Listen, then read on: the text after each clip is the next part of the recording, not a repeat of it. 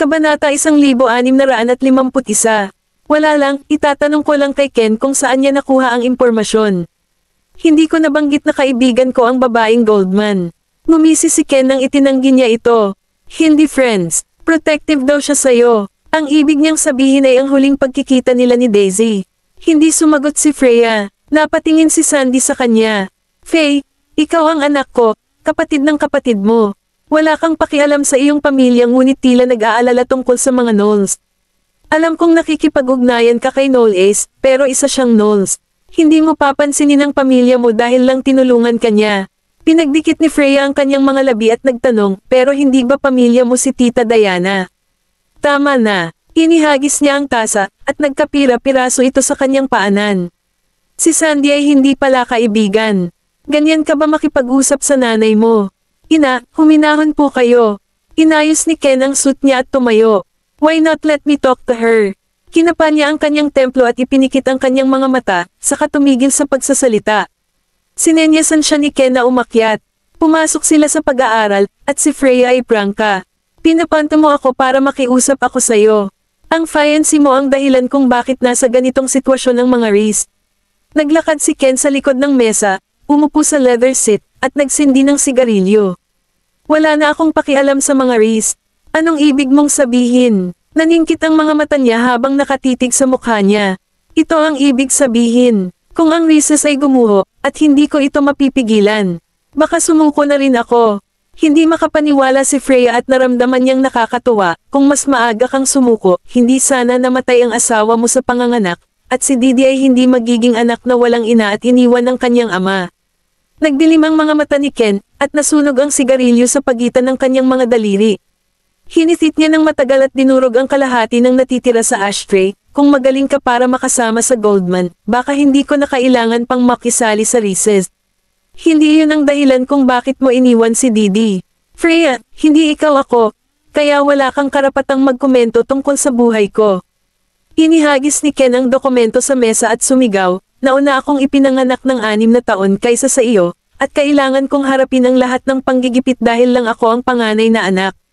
Naging mas madali ka. Sumuko ako sa pag-aaral sa kolehiyo at pumasok sa lipunan ng mas maaga dahil gusto kong maging maayos at ayokong murahin. Alam mo ba kung gaano ako nagsumikap para makarating sa kinaroroonan ko? Alam mo ba kung ano ang sinasabi ng mga tao tungkol sa amin sa likod namin? Kami ay resulta ng isang pag-iibigan at maaari lamang magtago. Hindi mo kailangang harapin ang lahat ng puot sa paaralan dahil walang nakakaalam kung sino ka. Ako ay kinukot siya, minamaliit, at kinailangang mapahiya. Isang hakbang na lang ako.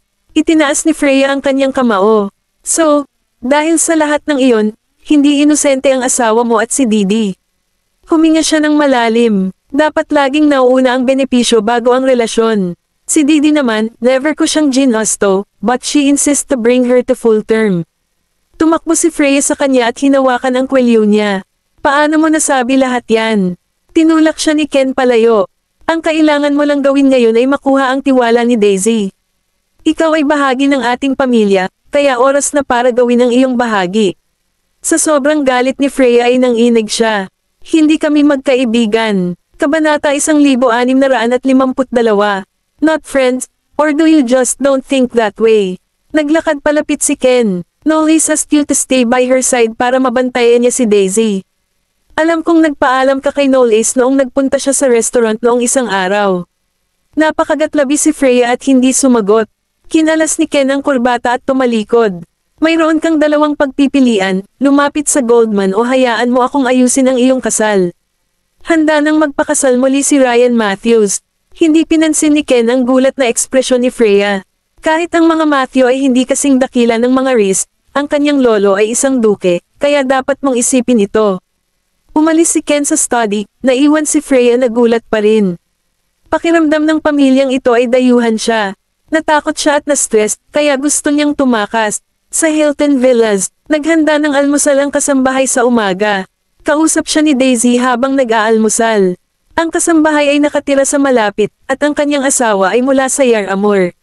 Siya ay isang may bahay, kaya maliban sa pagpapadala sa kanyang mga anak sa paaralan at pagsundo sa kanila pagkatapos, mayroon siyang maraming oras sa kanyang mga kamay.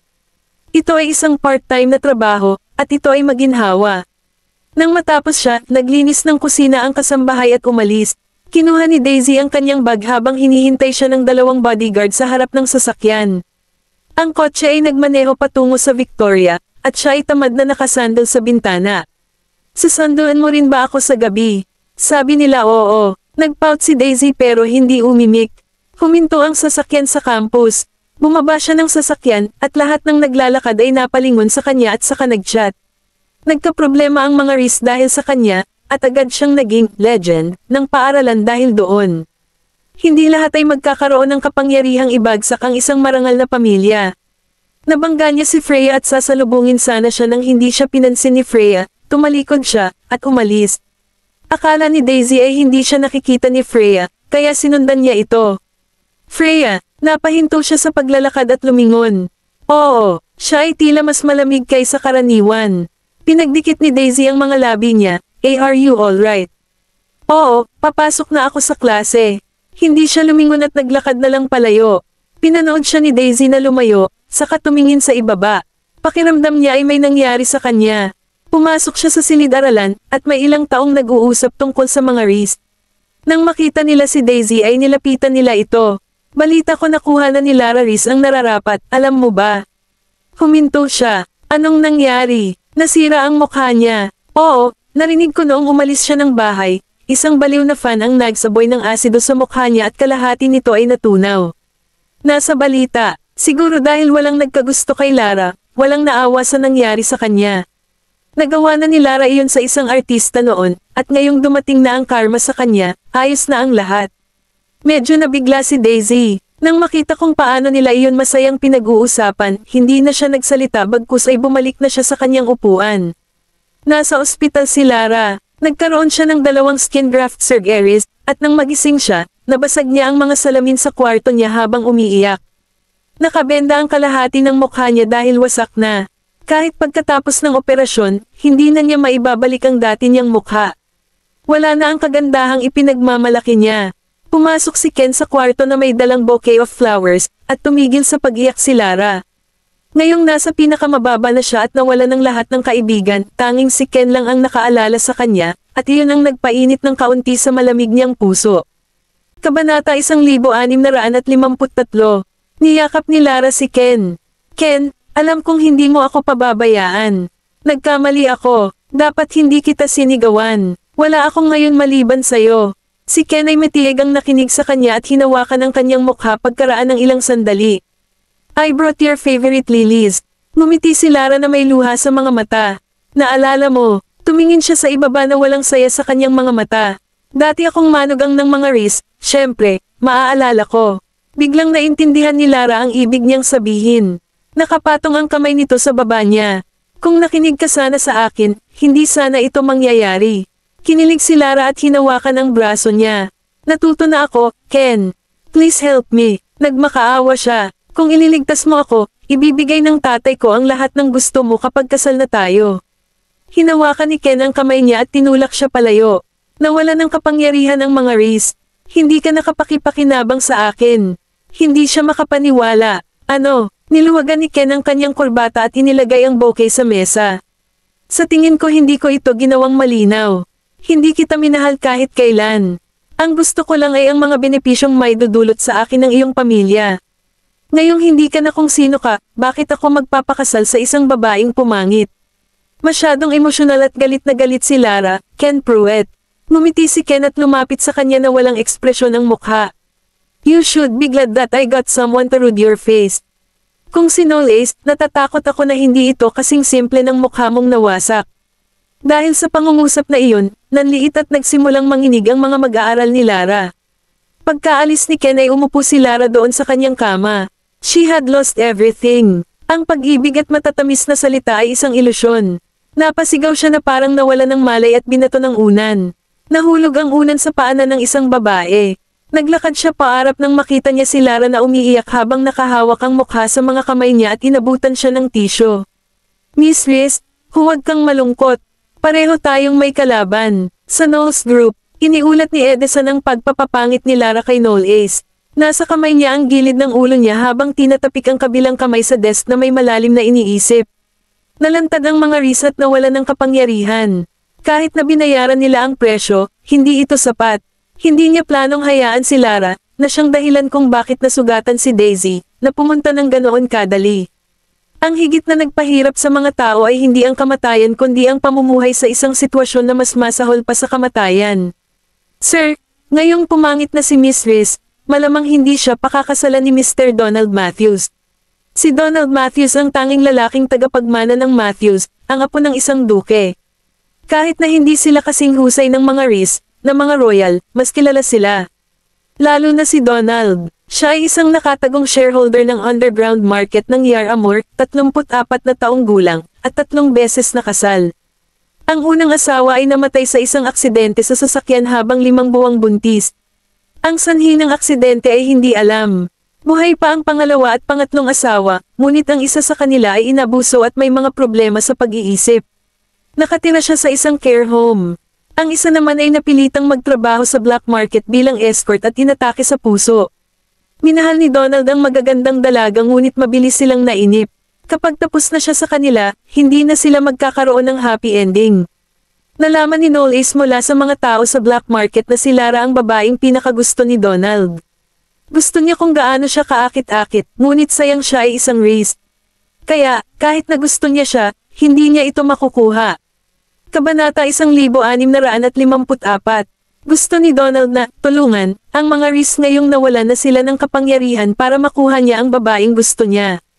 Alam niyang mas gugustuhin pa ng matandang si Riz na maging mahirap kaysa makonekta sa mga Matthew. Sa kasamaang palad, pumangit si Lara. May naalala si Edison. Binisita pala siya ni Ken ngayon sa ospital. Huminto ang daliri ni Noel Ace at tumangala. Lalayo sana si Ken sa recess pagkatapos ng kanilang pagbagsak. Parang hindi siya may pakialam sa pagiging mabait. Ang relasyon nila ni Lara ay puro kapangyarihan, at ngayong wala na iyon sa mesa, wala nang silbi si Lara sa kanya. Unless may iba siyang plano. Hinintay ni Daisy si Freya pagkatapos ng klase sa ibaba. Naglakad si Freya sa pintuan at nakita siyang nakatayo sa butones ng hagdan, tumakaway sa kanya. Sumabay sa kanya si Daisy. Freya, may nangyari ba sa'yo? Tumigil siya sa paglalakad at tahimik na tumingin sa ibaba. Napatingin si Daisy sa kanya. Frey, Daisy Vanderbilt, dapat panatilihin natin ang ating distansya. Hindi ka na tumutuloy sa dormitoryo, kaya hindi na tayo roommates, at lalong hindi na magkaibigan. Nilagpasan siya ni Freya at umalis. Tumigil si Daisy habang pinapanood siyang umalis. Nakita ito ni Colton mula sa malayo at nakasimangot. Naglakad siya papunta kay Daisy at huminto sa likod niya. Hi, they warned you.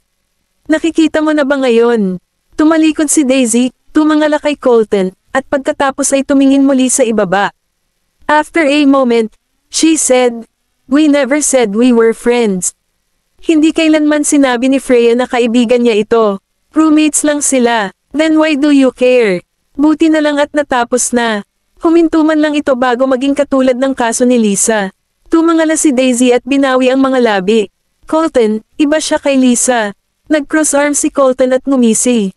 Paano sila naiiba? Hindi sumagot si Daisy ngunit tumingin kung saan nawala si Freya sa malalim na pag-iisip. Pagkaraan ng ilang sandali, hinailan niya ang manggas ni Colton. Colton, maaari mo bang tulungan kang malaman kung kumusta si Freya kamakailan? Hindi masyadong natuwa si Colton tungkol doon. Hindi dapat ginugugol ang oras ko sa kanya.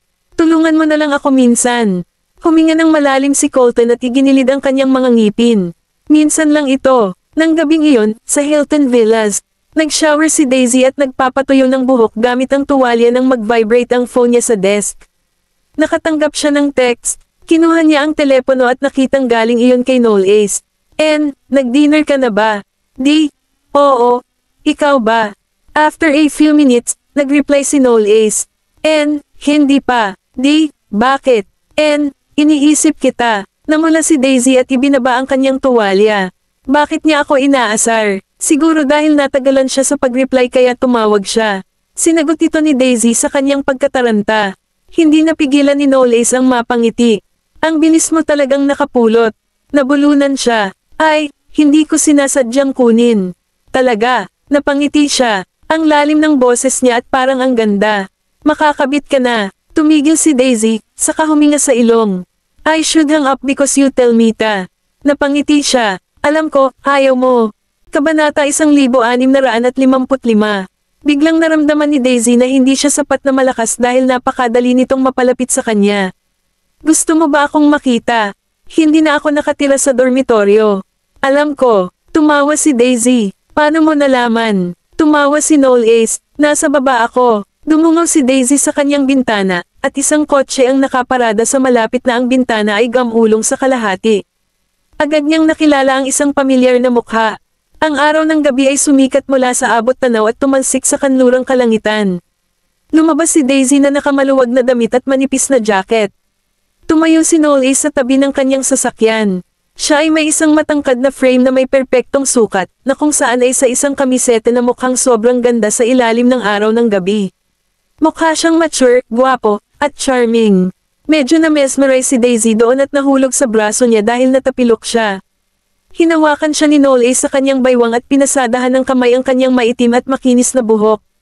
Hindi na kailangang magmadali. Hindi ako aalis. Hindi niya maiwasang mapangiti. Ibinaon ni Daisy ang mukha sa dibdib nito. Huwag kang tumawa. Napahinto siya habang nakatingin sa bodyguard na nakatayo sa di kalayuan. Tinitigan sila ng bodyguard at napagtanto niyang hindi siya dapat sumulong, lalo na ngayon. Bumaba ang tingin ni Noel Ace sa kanya. Masaya na ako makita lang kita. Tumingin siya sa ibaba. Abala ka at kailangang nasa kolehiyo at sa trabaho. Halos hindi nakatuntong sa kolehiyo si Noel Ace kamakailan. Pakiramdam niya ay hindi na niya ito nakikita pagkatapos nilang mag-date. Hinawakan ni Noel Ace ang kamay niya at inilagay sa labi niya. Ang gaganda pag nakatapos ka na. Tumangala ito sa kanya, bakit? Napangiti siya. Makikita na kita araw-araw once napakasalan na kita. Nag-alinlangan si Daisy. Kailangan ba nating magpakasal agad? Pagkatapos magpakasal, ang mga sanggol ay susunod, at hindi niya magagawa ang anumang gusto niya. Nang makita kung gaano siya nag-aalala, hinawakan ni Noel Ace ang kanyang mukha. Magpapakasal muna tayo. Hindi kita pipigilan kung gusto mo sa showbiz. Magagawa mo lahat ng gusto mo. Hanggat sila ay kasal at siya ay kanyang asawa, hindi siya makakatakas, at ang iba ay hindi rin magkakaroon ng pagkakataon. Pero, ang ibig sabihin ng pagpapakasal ay... Kumunat ang noo ni Noel Ace habang namumula ang pisngi niyang sinabi, having babies. Samaan daw si Noel Ace ng kalahating pulgada at tinitigan siya. Don't worry about babies. Pipigilan ko ang sarili ko. Nagulat si Daisy. Kaya mo bang kontrolin yan? Ngumisi siya. Malalaman mo pag nangyari na. Naiintindihan niya, ngunit ang kanyang mukha ay nag-init. Malinaw ang mga klase sa biology. Ang pagkakaroon ng isang sanggol ay hindi lamang tungkol sa pagtulog ng magkasama. Tinulak niya ito palayo at bamulong, nagkita na tayo, kaya babalik na ako. Mabilis siyang nakatakas kaya hindi napigilan ni Noel Ace na mapangiti. Gagawin niya itong sarili niya kapag nakapagtapos na siya. Sa oras na nakauwi si Noel Ace, ang gabi ay ganap na bumaba. Walang laman ang sala. Ang kanyang ama ay bumalik sa palasyo kasama ang kanyang ina, at si Tristan ay wala din doon. Tinanggal niya ang coat niya at umakyat sa taas. Lumabas si Lisa sa kanyang silid sa sandaling iyon at tila pinili ang oras na ito para lang mabangga siya nito. Nakasuot siya ng manipis na silk dress na very revealing na parang iyon lang ang suot niya. Bumagsak ang mukha ni Noel Ace, at nanlamig ang kanyang mga mata. Kahit natatakot si Lisa sa kanya, pumayag naman si Tristan na papasukin siya ulit. Tinanggap ito ni Noel Ace, kaya mas naging matapang siya. Bumalik ka na, Nolly. Kabanata 1656. Isang malamig na ngiti ang pinakawalan ni Noel Ace at sinabing, parang may natutunan ka rin noong nasa black market ka. Nilagpasan siya nito at umalis. Nawala ang ngiti ni Lisa nang marinig ang sarkastikong sinabi nito, at kinagat niya ang ibabang labi. Kahit na hindi niya ginawa ito sa kanyang sariling kusa noong siya ay nasa black market, nadama niya na hindi ito ganap na hindi katanggap-tanggap pagkatapos na subukan ito. Masakit sa una, ngunit sa sandaling hamupa ang sakit, ito ay ganap na naiibang pakiramdam. Natitiyak niyang walang lalaki sa mundong ito ang makakalaban nito. Ang dahilan kung bakit tumanggi si Noel Ace na tanggapin siya ay hindi pa niya ito sinubukan noon. If she got him, baka mai-inlove din siya sa feeling. Bumalik si Noel Ace sa kanyang kwarto, at pagkatapos lamang magpalit ng kanyang pijama, narinig niyang may nagbukas ng pinto sa kanyang silid. Lumingon siya at kumunat ang noo. Nanlamig ang kanyang tingin habang umuungol, lumabas ka sa kwarto ko. Nagkunwari si Lisa na hindi niya narinig ang sinabi nito at sinara ang pinto. Pulang-pula ang mukha niya habang sunod-sunod na hinubad ang damit hanggang sa hiyubot-hubad itong tumayo sa harapan niya. Nolly, I can do everything na hindi kayang gawin ni Daisy. Ipinapangako ko na mamahalin mo ang pakiramdam na ito pagkatapos ng gabing ito. Hubad na nakatayo si Lisa sa harap ni Noel Ace. Walang iba kundi isang pangilalim na kasuotan sa kanyang katawan, at sigurado siyang walang lalaki ang makakalaban sa ganoong piging hanggat may nararamdaman sila. Sa kasamaang palad, iba si Noel Ace. Hindi niya ito gusto, at hinding-hindi siya titingin sa kanya. Ang kanyang galit ay unti-unting nabawasan, at ang kanyang karaniwang kalmado ay bumalik sa kanya. Iniunat ni Lisa ang kanyang braso sa pagtatangkang yakapin siya, ngunit tumalikod si Noel Ace at iniwasan siya bago niya ito mahawakan. Hindi ko akalain na babagsak ka sa ganoong kababang antas. Dahil sa kahihiyan, nagnangalit si Lisa at sinabing, bakit kaya ni Daisy, at hindi ko kaya. Kumunat ang noo ni Noel Ace at bahagyang tinapik ang keyboard sa desk. What makes you think na may kukumpara ka sa kanya? Hindi ka karapat-dapat para dalhin ang sapatos ni Daisy. Nanginginig ang mga balikat ni Lisa.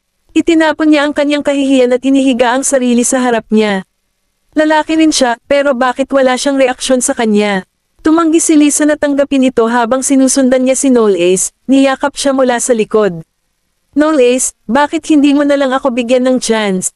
I can do anything you want, and I'll only listen to you in the future. Ngumisi si Noel Ace, ang kalmado at hindi gaanong galit siya, mas naging mapanganib siya. Hindi nakikita ni Lisa ang kanyang emosyon sa ngayon, ngunit tumanggi siyang bitawan ang gayong mahalagang pagkakataon. Nolly, parang na-overestimate na kita. Naging mahirap para makabalik sa Knowles. Sa totoo lang, maraming paraan kung gusto mong manatili sa Knowles, ngunit kailangan mong piliin ang paraang ito. Isa ka talaga sa mga pinakatangang tao na nakita ko. Natigilan si Lisa. Tumingin si Noel Ace sa isang tiyak na direksyon at nagpatuloy. Bakit hindi ka damilat at tumingin doon? Sa sandaling itinaas niya ang kanyang ulo, siya ay nanlamig. May isang kamera na may pulang kumikislap na ilaw sa sulok ng dingding, na nagkataong nahulog sa blind spot ng kanyang paningin. Napaatras ng malaki si Lisa at dinampot ang gown sa sahig para takpan ang sarili. Namutla ang mukha niya habang hindi makapaniwalang tumingin kay Noel Ace, how could you? Naisip niyang maibaba niya si Noel Ace dahil walang tao sa bahay ngayong gabi. Hanggat kaya niyang gawin si Nolan sa kanya, lalo pa ang mga Knowles, madali niyang masisipa si Daisy sa kanyang paningin. Gayunpaman, hindi niya inaasahan na si Noel Ace ay maglalagay ng kamera sa kanyang silid. Sino ang kanyang binabantayan? Siya ba iyon? Lumingon sa gilid si Noel Ace at mahinahong tumingin sa kanya. Bakit sa tingin mo ay ibinalik ka ng tiyuhin ko sa Knowles? Sa tingin mo ba kaya mong takutin ang mga Knowles dahil lang ako ang nagpadala sa iyo sa black market? Kabanata 1657. Nanginginig si Lisa nang marinig ang sinabi ni Noel Ace. Nangangatal ang kanyang mga ngipin kaya hindi niya natapos ang kanyang pangungusap. Inaamin ko na medyo makatotohanan kapag nag-suicide act ka, pero kung gusto mo talagang mamatay, dapat mas malalim ang ginawa mo. Inilabas ni Noel Ace ang pendrive mula sa kanyang computer at nagpatuloy. Sa totoo lang, dapat magpasalamat ako sa iyo. Kung hindi dahil sa iyo, wala akong ganoong kagandang video na ipapakita sa aking tiyuhin. Sinusubukan ng ampon na anak na babae ng Knowles na akitin ang inapo ng Knowles. I can't wait to see my uncle reaction kapag nakita niya itong recording. Hindi. Napuno ng takot si Lisa. Makapal ang boses niya sa paghikbi habang nagmamakaawa. I'm sorry, Noel Ace. Nakuha ko lang ang emosyon ko, at pangako hindi ko na uulitin. Peter. Nang mawala na ang boses ni Noel Ace, itinulak ni Peter ang pinto at pumasok sa loob. Lumungkot ang mukha ni Lisa nang makita si Peter. Hindi niya inaasahan na nandito siya sa buong oras. Inabot ni Noel Ace ang flash drive kay Peter at sinabing, ibigay mo itong flash drive sa tito ko. Noel Ace, kailangan mo ba talagang gawin sa akin ta? Hindi ka ba nag-aalala na baka magpakamatay ako? Naging matalas at nakakaantig ang boses ni Lisa dahil sa kanyang kaba. Walang ekspresyong tumingin sa kanya si Noel Ace at sinabing, kung gusto mong magpakamatay, sige lang. Natigilan si Lisa. Huminto si Noel Ace sa harapan niya at tumingin sa kanya. Hindi ka ba magaling magmanipula ng public voice? Ayaw mo ba akong takutin? Alam mo na gagawin ng mga Knowles ang lahat para protektahan ang kanilang reputasyon, at ang pagtataboy sa iyo ng walang anumang dahilan ay katumbas ng kawalan ng utang na loob at kawalan ng katarungan. The reason I let you live here is that I want to see what kind of tricks you still have up your sleeves. Sa kasamaang palad, ito lang ang mayroon ka sa iyong arsenal. Sa palagay ko ay patas at makatwiran lamang na palayasin ka ng mga gnolls. Kinaway niya ang kanyang kamay pagkatapos niyang magsalita. Nang matanggap ang kanyang order, binuhat ni Peter si Lisa mula sa sahig at kinaladkad palabas ng kanyang silid. May grupo ng mga maid sa sala. Nang makita nilang hila-hila ni Peter ang gulong-gulong si Lisa pababa, nagsimula silang mag-usap, at baka sa mga mata nila ang pagkadismaya. Nagpalit si Knowles ng sando at mahabang pantalon bago siya bumaba. Nang makita siya, gumapang si Lisa papunta sa kanya at umiyak, sorry. Sorry. Pabayaan mo na ako. Hindi ko na uulitin. Hindi na ako babalik dito. Okay. Please let me go. Napaatras si Knowles at umiwas kay Lisa. Naka-cross-legs siya sa couch at tumingin kay Lisa ng walang ekspresyon. Mabait ang tiyuhin ko na kunin ka bilang adopted daughter niya. Gayunpaman, hindi mo lang na-appreciate ang kabaitan niya, kundi pumasok ka pa sa loob ng kwarto ko at sinubukan akong akitin. Ito ay isang bagay na hindi ka tanggap-tanggap at hindi ka na mapipigil ng Knowles. Oh gosh, paano siya naging walang hiya? Napakabata pa niya. No wonder she is disheveled. She is really such a whore. Ang mga komento mula sa gilid ay tumusok sa kanyang puso na parang matalas na kutsilyo. Mula nang iwaksi niya ang kanyang kahihiyan at akitin si Knowles, nahulog na siya sa bitag nito. Gaya nga ng sinabi ni Knowles, magaling siyang magmanipula ng public voice. Magaling din siyang ilagay ang sarili sa isang mahinang posisyon para makakuha ng simpatiya mula sa publiko. Ang katotohanang ipinadala siya ni Knowles sa black market at hindi direktang naging sanhi ng pagkawala ng kanyang kailan isang puri ay isang mahusay na sandata na magagamit niya laban sa mga Knowles. Siya ay nasa ilalim ng impresyon na hanggat nasa kanyang mga kamay ang sandata na. Ito, mapipilitin niya ang mga Knowles na paalisan siya sa pamamagitan ng paglalagay ng isang pagkilos ng pagpapakamatay. Akala niya ay matalino siya, ngunit hindi niya inaasahan na ang kanyang katalinuhan ang naging sanhi ng pagkawala ng kanyang pinakadakilang sandata at nagdala sa kanyang kapahamakan. Sa sandaling iyon, bumalik si Tristan.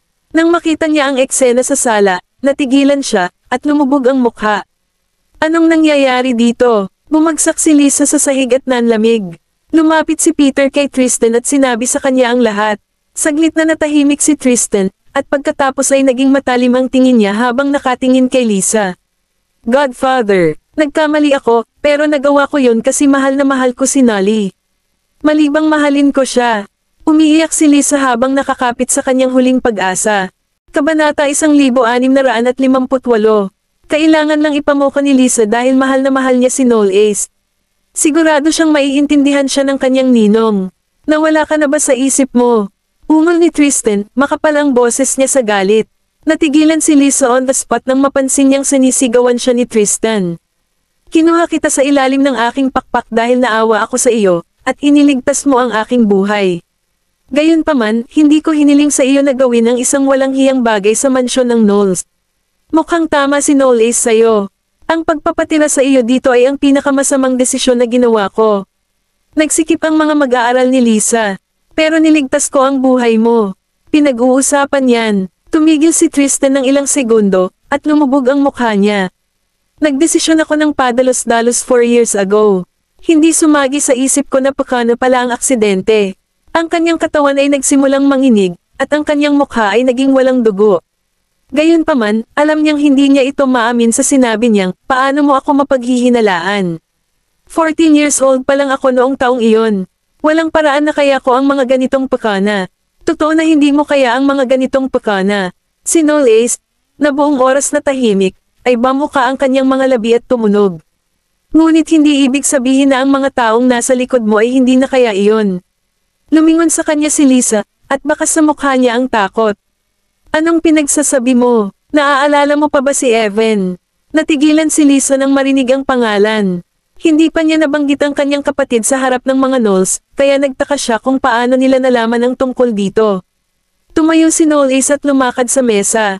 Huminto ito sa harapan niya at tumingin sa kanya. Para hindi na siya maalis pati na rin para hindi na siya lumapit sa iyo pagkatapos mong yumaman, hiniling mo sa mga nasa likod mo na lipulin siya. Gayunpaman, maswerte siya at hindi namatay. Marahil ay naawa sa kanya ang Diyos dahil hindi niya sinasadyang nalaman ang lahat ng ginawa mo. Hindi naglakas loob si Lisa na tingnan siya sa mga mata mula nang tumambad siya. Napakagat siya sa labi na umaagos ang dugo mula sa sugat. Maaari mo pang saktan ng isang taong kadugo mo. Baka kung ano pa ang hindi mo mapangahas na gawin. Hindi ako. Hindi ako. Tumanggi siyang aminin ito. Well, it doesn't matter if you refuse to admit it. Alam ko na ang dapat kong malaman, at ikaw naman. Malamig na sinulyapan siya ni Noel Ace, tumabi sa kanya, at sinabi sa boses na siya lang ang nakakarinig. Either find a place and die alone, or ipapadala kita sa taong pinakakinatatakutan mo. Natigilan si Lisa, saglit na tumigil sa pagtibok ang kanyang puso, at nagsimulang mapuno ng malamig na butil ng pawis ang kanyang noo. Umiyak siya, pero sa sumunod na segundo, tumawa siya. Ang kanyang mga mata ay unti-unting namumula habang siya ay sumirit. Kung malaman ni Daisy kung gaano ka-Kate, sigurado akong mananatili siya hanggat maaari mula sa iyo. Mapanganib na ipinikit ni Noel Ace ang kanyang mga mata. Habang inaayos niya ang kanyang katawan, sumenyas siya kay Peter. Kinaladkad ni Peter si Lisa mula sa sahig, at sa pagkakataong ito, hindi na siya nagpumiglas. Malakas ang ulan sa labas, at si Lisa ay itinapon palabas ng mansyon kasama ang kanyang mga gamit. Nakatayo siya sa ulan na may manipis na patong ng damit. Puno ng galit at hinanakit ang kanyang mga mata habang pinagmamasdan ng dahan-da ang pagsara ng pinto sa kanyang harapan. Sa tingin mo ba papatayin ko ang sarili ko ng ganon-ganon lang? Hindi kailanman. I will stay alive, and I want to make sure that all of you will regret everything you did to me. Sa study room, nakatayo si Noel Ace sa harap ng bintana at pinanood ang paghila ni Lisa sa kanyang bagahe sa ulan. Tumayo si Tristan sa tabi niya. Binawi niya ang kanyang tingin at nagtanong, Noel Ace, hi, I'm sure hindi siya mamamatay ng ganoon lang. Sigurado ka ba na ito ang tamang desisyon na bitawan siya? Siyempre, hindi ko akalain na makakahanap siya ng lugar at magpapakamatay siya. Lumingon si Noel Ace, may ngiti sa kanyang mukha, ngunit hindi umabot sa kanyang mga mata ang ngiti. Hinayaan ko na siya kasi oras na para mag-reel ako sa net. Kumunat ang noo ni Tristan. Gusto mo bang akitin ang mga tao sa likod niya? Lumingon siya at nagtanong, hindi na ba nahanap ng mga tao mo si Evan? With him acting as our smokescreen, I'm sure lalabas na ang mga tao sa likod niya. Sa Victoria Business College. Hoy, tinanggihan ng mga Knowles ang kanilang ampun na anak. Kabanata 1659. Oo, nakita ko ang balita, at medyo seryoso sila tungkol dito. Narinig ko na sinubukang akitin ng babaeng iyon ang iyang Mr. Knowles kagabi. Hindi ko maintindihan kung saan siya nakakuha ng lakas ng loob na pumasok sa kwarto niya ng hiyubot-hubad. Siya ay bumagsak ng sapat upang bigyan ng mga tao sa black market ng pahintulot na kumuha ng mga video ng kanyang paggawa ng ganoong bagay, kaya hindi ako nakakapagtaka na susubukan niyang akitin ang iyang Mr. Knowles. Napadaan si Colton sa koridor nang marinig niya ang kanilang pag-uusap. Pumikit siya, at nang maisip niya iyong mga video na na-upload niya sa internet that time, nakaramdam siya ng pag-aalsa. Ipinadala sa kanya ni Noel Ace ang mga recording na iyon, kaya naisip niya na may kinalaman si Noel Ace dito. Kailangan niyang aminin na si Noel Ace ay talagang mas malupit kaysa sa kanya pagdating sa pagpaparusa sa kanyang kaaway.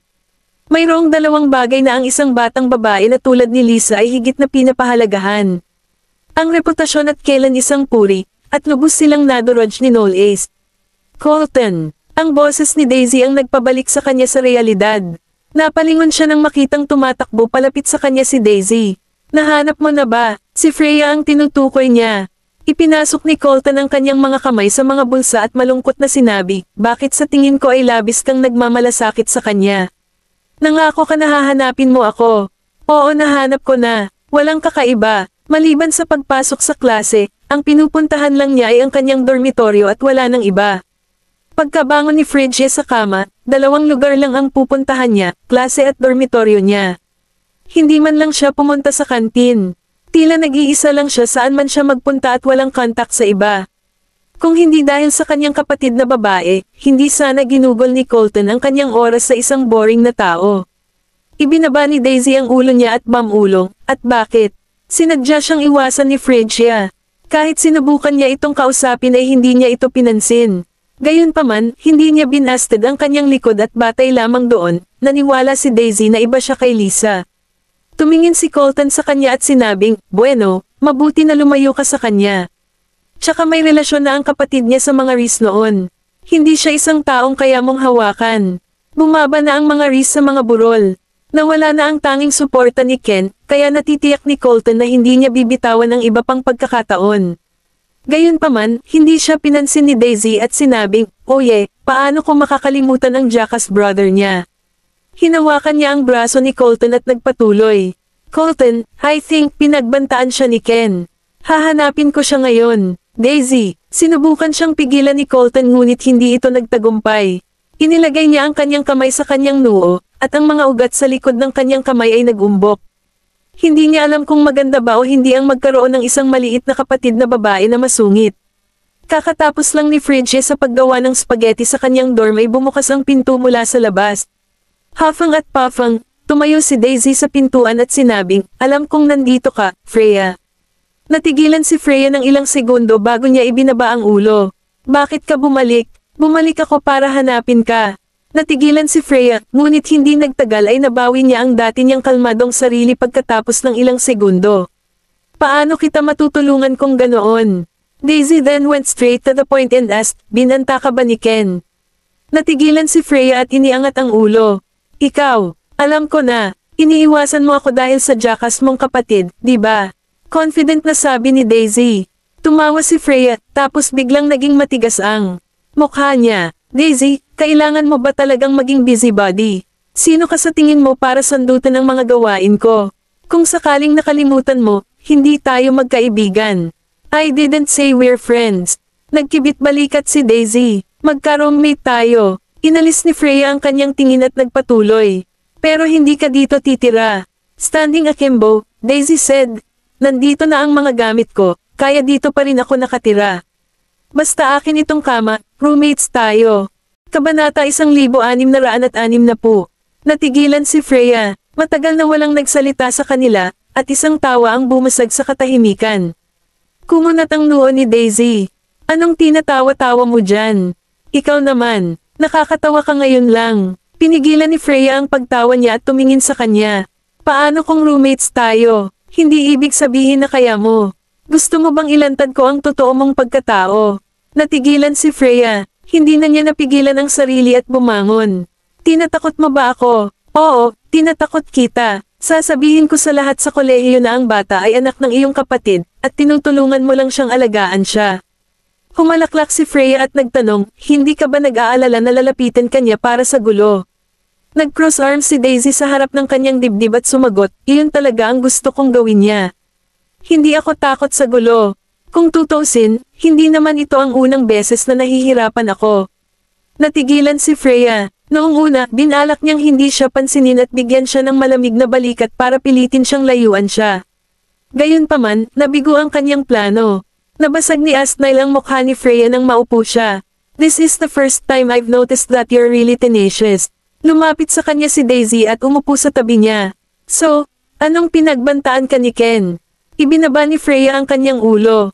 Pagkaraan ng ilang sandali, lumingon siya kay Daisy at sinabing, "Kung sasabihin ko sa iyo na may lihim siyang motibo para hilingin sa akin na lapitan ka at makipagkaibigan sa iyo, ano ang iisipin mo?" Natigilan si Daisy at natahimik. Sabi ni Freya, "Pero hindi ko gustong gawin iyon." Wala na siyang kinalaman sa mga Reese simula nang bumagsak sila sa kanilang mga grasya dahil sa panggugulo sa iyo. Gayunpaman, hindi siya susuko ng ganoon lang. "Kung makuha ko ang iyong tiwala, hindi sila titigil sa anumang paraan upang pisilin ang bawat huling patak ng benepisyo mula sa iyo. Gagawin ka pa nilang puppet para makuha ang gusto nila." Si Daisy ay isang inapo ng Goldman. Mahal na mahal siya ng lahat at walang bagay na hindi makuha ng Goldman para sa kanya. Pagkaraang tumahimik sandali, nagtanong si Daisy, "So, nag-aalala ka na ba kapag samantalahan nila ako?" Humalaklak si Freya. "Sa iyong mga kapatid at Nole sa tabi mo, sa tingin mo ba makukuha nila ang gusto nila?" Hindi sila tanga. Daisy ay mapanlin lang, ngunit hindi ito nangangahulugan na ang Goldman ay mapanlin lang. Si Freya ay hindi rin tulala. Kung talagang tinulungan niya si Ken, maaaring hindi mangyari ang mga bagay ayon sa gusto nila. Higit sa lahat, hindi rin niya gustong gawin iyon. Naramdaman ni Daisy na may ipinahihiwatig si Freya at bamulong, "Hindi rin ako ganoon katanga." "Kung hindi ka tanga, nagawa pa bang abusuhin ni Lisa ang kabaitan mo?" Natigilan si Daisy at napalingon. "Mga nakaraan na yan. Iba na ako ngayon." Biglang lumapit sa kanya si Freya at nagtanong, "Nabasa mo na ba ang balita?" "Anong balita?" Naghubad ang ex-bitchy bestie mo at sinubukang akitin ng boyfriend mo kagabi. Paglabas ni Daisy ng building ay madilim ang mukha niya. Hindi niya alam ang tungkol sa balita, ngunit nagalit siya matapos malaman ang ginawa ni Lisa. Gayon din, sinabi sa kanya ni Freya na walang sinumang tao ang makakalaban sa gayong tukso. Kung kaya niya, malamang may mali sa kanya. Pakiramdam niya ay tama si Freya, at isang pakiramdam ng krisis ang bumangon sa kanyang puso. Ginawa ba iyon ni Lisa kagabi? Nang lumitaw ang ideya sa isipan ni Daisy, napuno ng galit ang kanyang puso. Lumingon siya sa isang hindi kilalang kotse sa gilid ng kalsada at sinipa ng malakas ang gulong. Ito ay lamang kapag ibinaba ang bintana ng backseat na alam ni Daisy kung kaninong sasakyan ito. Napangiti si Knowles nang maalala niya kung paano sinipa ni Daisy ang gulong ng masama. Kung gusto mo, I can ask the driver to deflate the gulong. Hindi mo kailangang sipin ng ganyan. Umikot si Daisy at hindi siya pinansin. Bumaba si Knowles sa sasakyan at hinayla siya sa kanyang mga braso. Habang sumili ang ngiti sa kanyang mukha, nagtanong siya, ano ang problema, Daisy? Nilinggan niya ang kanyang mukha at sinabing, galit ako. Binaliktad ni Knowles ang kanyang katawan at matamang tinitigan ang kanyang namumungay na pisngi. Sinong nagpagalit sa'yo? Walang sinasabi, tinuro siya nito.